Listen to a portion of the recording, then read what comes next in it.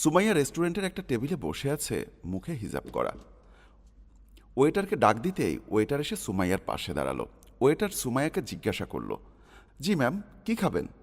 ওয়েটারের কথা শুনে সুমাইয়া চোখের চশমা খুলতেই ওয়েটার আশিক হতবাক হয়ে বলল, সুমাইয়া, তুমি এখানে? জবাবে সুমাইয়া বলল, কেন, আশ্চর্য হয়েছ? তুমি একটা রেস্টুরেন্টের সামান্য ওয়েটার হয়ে আমার সাথে প্রেম করেছ। আমি তোমার মতো একটা ছোট লোকের সাথে এতদিন হাত ধরে ঘুরেছি।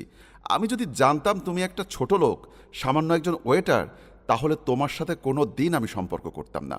বাহিরে বের হলে তো এমন ভাব নিয়ে বের হও যেন তুমি কোটিপতির ছেলে। এভাবে কত মেয়েকে প্রেমের জালে ফাঁসিয়েছ।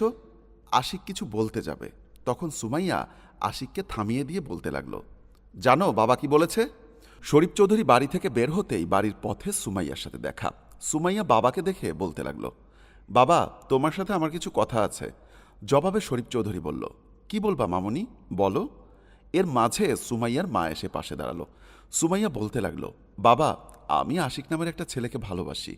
তুমি অনেকদিন ধরে আমাকে বিয়ে দেওয়ার জন্য বলছো। তখন আমি রাজি হইনি, কিন্তু আমি এখন বিয়ে করব। তোমরা চাইলে আশিকের বাবা মায়ের সাথে কথা বলতে পারো। সুমাইয়ার কথা শুনে শরীফ চৌধুরী বলল, চিনি না, জানি না, তুই বললেই আমি একটা ছেলের বাড়িতে বিয়ের প্রস্তাব নিয়ে যেতে পারি না? আমি তোর জন্য ভালো একটা ছেলে দেখেছি, আমি ওই ছেলের সাথেই তোকে বিয়ে দিব। জবাবে সুমাইয়া বলল, বাবা, তুমি ভালো করেই জানো আমার এখন বুঝার বয়স হয়েছে, নিজের সিদ্ধান্ত নিজেই নিতে পারি। তোমাকে আমি অনেক ভালোবাসি, তাই তো আমার সিদ্ধান্ত আমি তোমাকে জানালাম। আমি তো বলছি না তুমি না জেনে শুনে আমাকে দিয়ে দাও। তুমি আশিকের ফ্যামিলির সম্পর্কে দেখাশোনা করে তারপরে সিদ্ধান্ত নাও।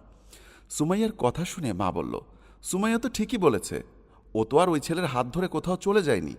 ছেলেটিকে ওর পছন্দ হয়েছে, তুমি গিয়ে ওদের বাড়ি দেখে বিয়ের কথাবার্তা বলো। যদি ছেলে আর ওদের বাড়িঘর দেখে পছন্দ হয়, তারপরে ভালো একটা দিন দেখে বিয়ের দিন তারিখ ঠিক করো।